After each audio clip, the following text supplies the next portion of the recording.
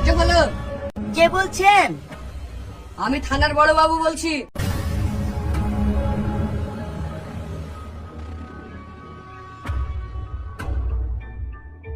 কি ব্যাপার স্যার, আপনার আমার বাড়িতে?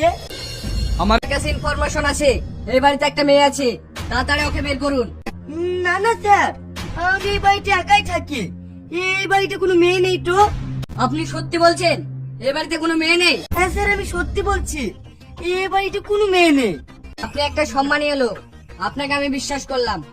এই চলো।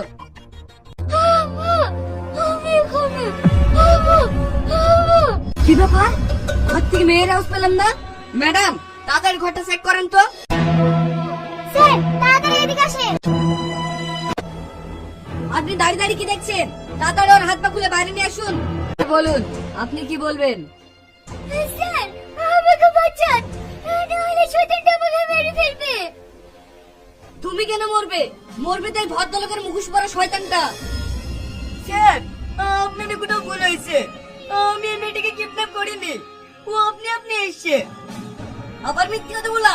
আমরা নিজের চোখে দেখলাম মেয়েটার হাত পা বাঁধা ছিল। শ্রাবণী, আমি তোমার কি ক্ষতি করেছি যে তুমি আমাকে এইভাবে ফাঁসাইছো? আমার বাড়িতে তো হইচই কেন? ম্যাডাম আপনি কাকে ঘর ভাড়া দিয়েছিলেন? আপনি কি জানেন এই মেয়েটাকে এই লোকটা এই ঘরে কিডন্যাপ করে রেখেছিল? আপনাকে দেখে তো অনেক ভদ্রলোক মনে করেছিলাম, আপনি এত শয়তান কেন? আপনি এক্ষুনি আমার বাড়ি থেকে বেরান, নাহলে আমি ঘাট ধাক্কা দিয়ে আপনাকে বের করে দেবো। ম্যাডাম আপনাকে বের করে দিতে হবে না, আমরা ওকে নিয়ে যাচ্ছি। এমন কেস দেবো না সারা জীবন জেলে ঘানি টাইমবে। স্যার, আপনি আমাকে বাঁচান, আমার একটা মান সম্মান আছে। আপনি আমার মান সম্মান শেষ করে দিয়েন না। আপনাদের মতন ভদ্রলোক দেখে মায়াও লাগে। ঠিক আছে, আপনাকে বাঁচানোর একটাই রাস্তা আছে। কি রাস্তা স্যার? এই মেয়ের বাবাকে 5 লাখ টাকা মতন দিয়ে দেন, তাহলেই সব মিটমাট হয়ে যাবে। স্যার, আমি 5 লাখ টাকা মেমো করবো না, আমি 10 লাখ টাকা নিবো। 10 লাখ টাকা? অত চমকারের কি আছে? উনি তো কম করেই বলেছেন। আমি হলে 20 লাখ টাকা নিতাম। মান সম্মান বাঁচাতে চাইলে তাড়াতাড়ি টাকাটা ফেলুন।